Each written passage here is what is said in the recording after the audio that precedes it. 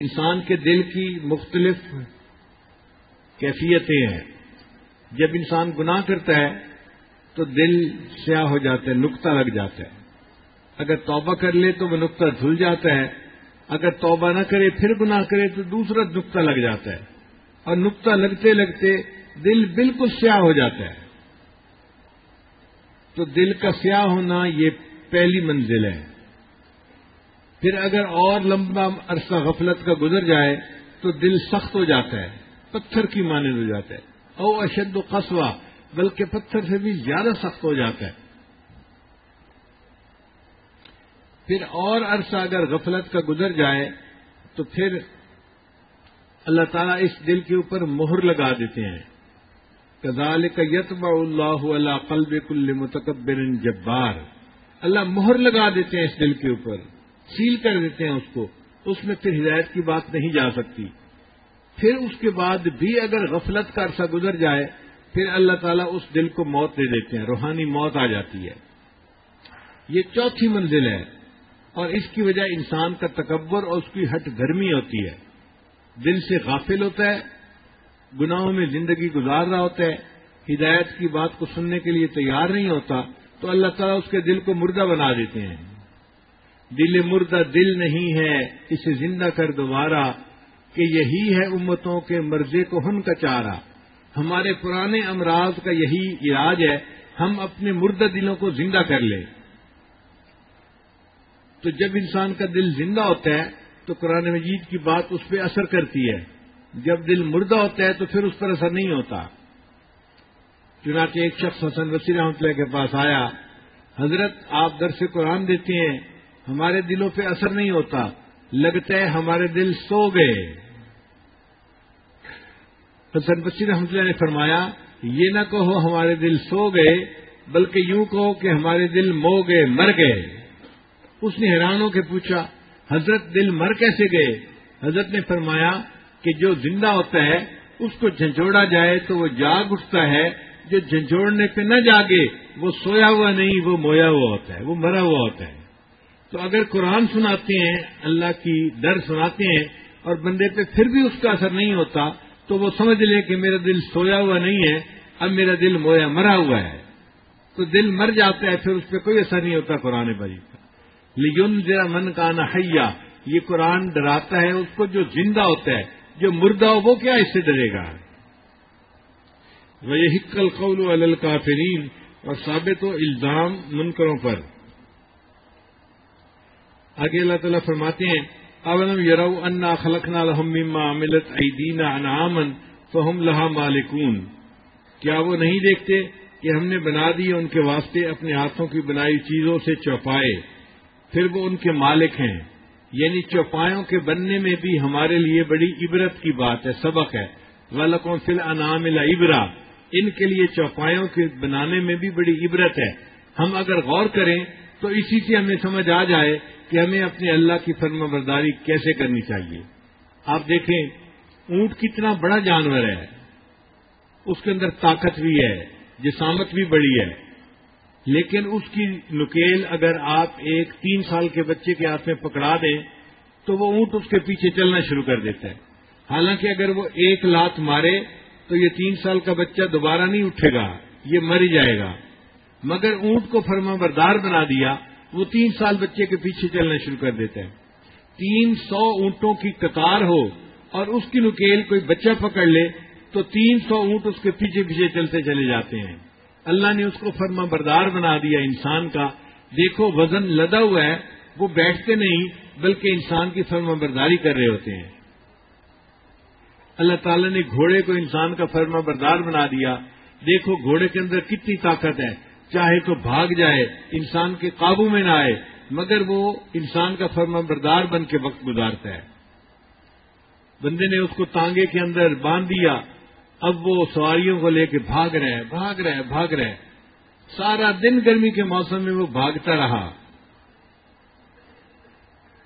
اس بھاگنے کے دوران اب اس کو لیڈ کرنے کی ضرورت پیش آ گئی، تو گھوڑا کھڑا نہیں ہو سکتا کہ جی میں کھڑا ہو جاؤں گا سڑک کے کنارے، پہلے اپنی ضرورت سے فارغ ہوں گا پھر بھاگوں گا۔ نہیں، ہم نے دیکھا گھوڑا بھاگ بھی رہا ہے اور لیڈ سے بھی فارغ ہو رہا ہے۔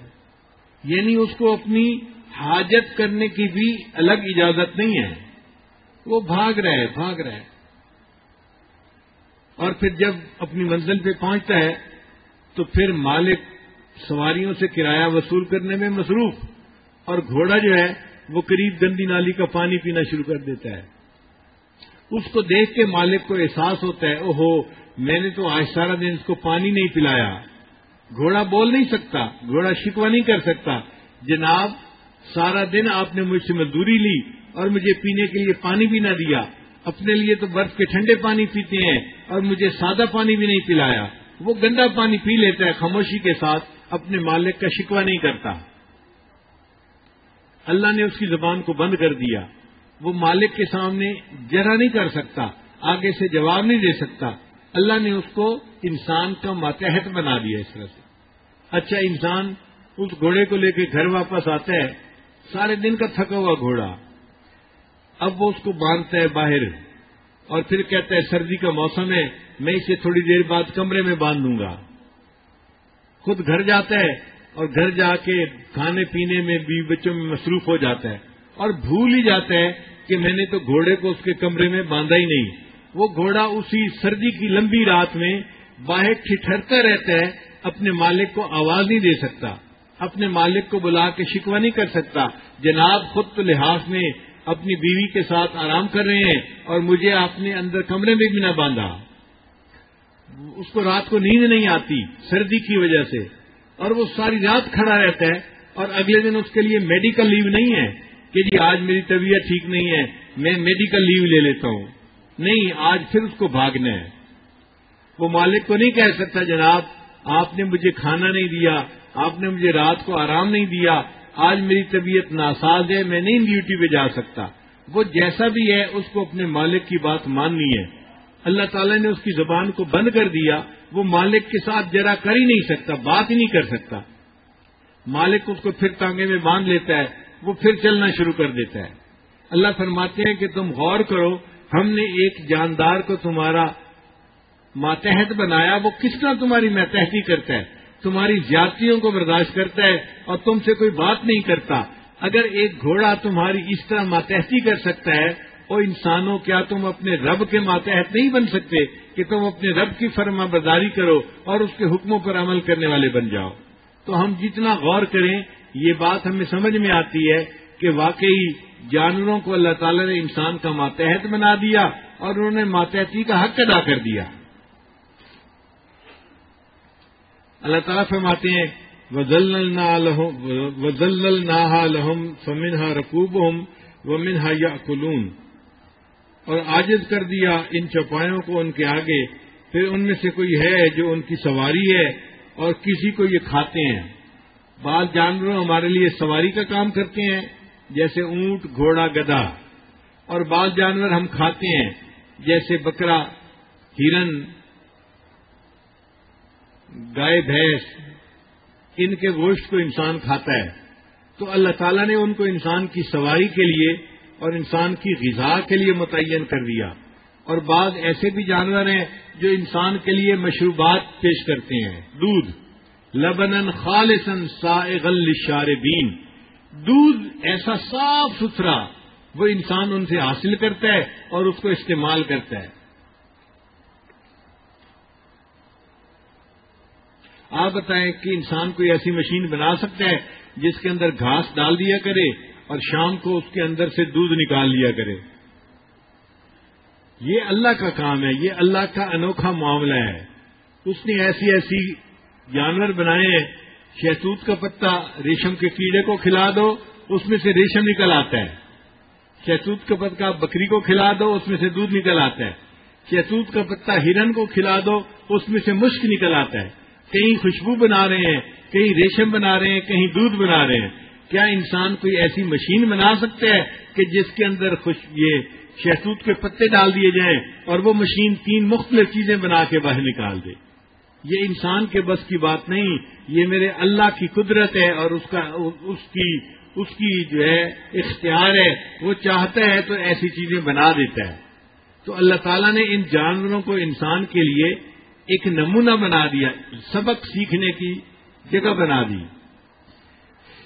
پھر اللہ تعالیٰ فرماتے ہیں اولیس الذی خلق السماوات والارض، کیا جس نے بنائے ہیں آسمان اور زمین، بقادر علی ان یخلق مثلہم، کیا نہیں بنا سکتا ان جیسے، بلا کیوں نہیں، وہو الخلاق العلیم، اور وہی ہے اصل بنانے والا، سب کچھ جاننے والا۔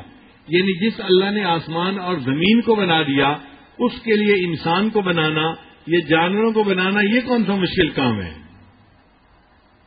انما امرہ اذا اراد شیئا ان یقول له کن فیکون، بس اس کا حکم یہی ہے کہ جب کرنا چاہے کسی چیز کو تو کہے اس کو ہو جا، وہ اسی وقت ہو جائے۔ تو جب اللہ تعالیٰ کن فرما دیتے ہیں تو جو کام کا ارادہ فرماتے ہیں وہ اسی وقت ہو جاتا ہے۔ اللہ تعالیٰ کو پلاننگ کی، ڈرائنگز کی اور ان چیزوں کی کوئی ضرورت نہیں، ان کا کن ہی کافی ہوتا ہے۔ اور یہ کن بھی ہمارے سمجھانے کے لیے ہے، ورنہ اللہ کو کن کہنے کی بھی ضرورت نہیں ہے، صرف اللہ ارادہ فرما لے وہ چیز ہو جاتی ہے۔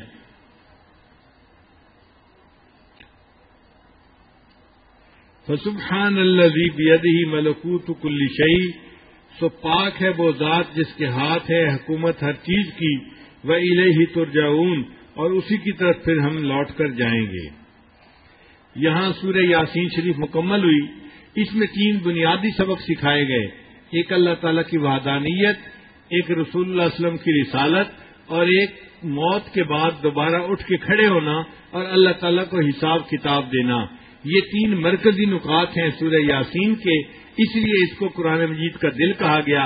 اللہ تعالیٰ ہمیں عقائد میں ان تینوں پوائنٹس کے اوپر مضبوط رہنے کی توفیق عطا فرمائے۔ اب بقیہ 1-2 دن جو باقی ہیں، ہم انشاءاللہ اس سورت یاسین کے اس سبق کا تکرار کرتے رہیں گے تاکہ اس کے اسباق جو ہیں مضبوط ہو جائیں، اور جیسے یاسین کا نام آئے ہمارے ذہن میں فوراً وہ مضامین گھوم جائیں جو اس سورت کے اندر اللہ تعالیٰ نے ہمیں سکھائے ہیں۔ وآخر دعوانا ان الحمد للہ رب العالمین۔